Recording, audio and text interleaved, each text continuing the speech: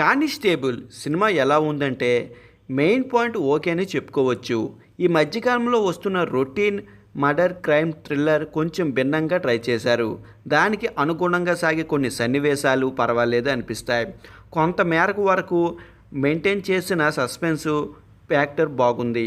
అలాగే కొన్ని ట్విస్టులు కూడా పర్వాలేదు. ఇక హీరో వరుణ్ సందేశ్ ఒక రేంజ్లో పర్ఫార్మెన్స్తో అదరగొట్టాడు. కానీ యాక్షన్ స్పాట్ మాత్రం తన వరకు బాగున్నాయి. న్యాచురల్గా ఆ బ్లాక్ ఉంటే అందులో వరుణ్ సందేశ్ బాగా కనిపించాడు. ఇక తనతో పాటుగా హీరోయిన్ మాధలిక సినిమాలో బాగుంది. కానీ వీరితో పాటుగా సెకండ్ హాఫ్లో యువ నటి భవ్యశ్రీ సాలిడ్ పర్ఫార్మెన్స్ని చూపించింది.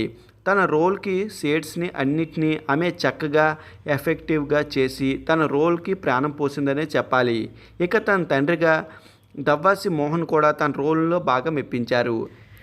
ఈ మూవీని ఒక డిఫరెంట్ సందేశంతో కూడిన లైన్ని క్రైమ్ ఇన్వెస్టిగేషన్ ఎలివేషన్ ఇచ్చే రీతిలో ప్లాన్ చేశారు. కానీ దీనికి ఇంకా బెటర్గా వాతావరణాన్ని క్రియేట్ చేసి ఉంటే సాలిడ్గా ఉండేదని అనిపించింది. కేవలం కొన్ని సీన్స్ వరకు తప్పితే ఈ సినిమాలో అనవసరంగా సన్నివేశాలు ఉన్నాయి. ఫస్ట్ హాఫ్లో అసలు ఆ ఐటెం సాంగ్ ఎందుకో అర్థం కాదు. ఆ సాంగ్లో కనిపించిన నటి కూడా అందుకు సూట్ కాలేదు. అలాగే హీరోయిన్ రోల్ కూడా పెద్దగా ఏమీ లేదు. ఏదో పెట్టాలి కాబట్టి పెట్టారు తప్పితే తనకి పెద్దగా ఇంపాక్ట్ అయితే ఉండదు. వీరితో పాటుగా వరుణ్ సందేశ్ ఇంకా బెటర్గా పర్ఫార్మెన్స్ చేయాల్సి ఉంది. ఇక కొన్ని సన్నివేశాలు లాజిక్స్ లేకుండా కనిపిస్తాయి. ఒక మగవారిని అనుమానంతో పట్టుకుంటాడు, శుభ్రంగా కొడతాడు కూడా. కానీ కనీసం అతను ఎవరు, ఆ మాస్క్ ఇచ్చారు అనే దాన్ని ఒక సైన్ లాంగ్వేజ్లో తెలిసిన వారితో చెప్పించుకొని స్కెచ్ని కూడా గీయించుకోలేకపోయారా అనిపిస్తుంది. అంతేకాకుండా కాశీ చిమ్ము చీకటిలో ఒక చెరువులో దూకేసి ఒక గొలుసును కనిపెట్టేస్తాడు.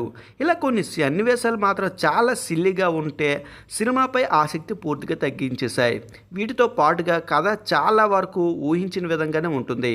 ఈ సినిమాలో నిర్మాణ విలువలు యావరేజ్గా ఉన్నాయి. సంగీతం కొన్ని సన్నివేశాలు బాగున్నాయి కానీ మూమెంట్స్ అంతగా లేవు.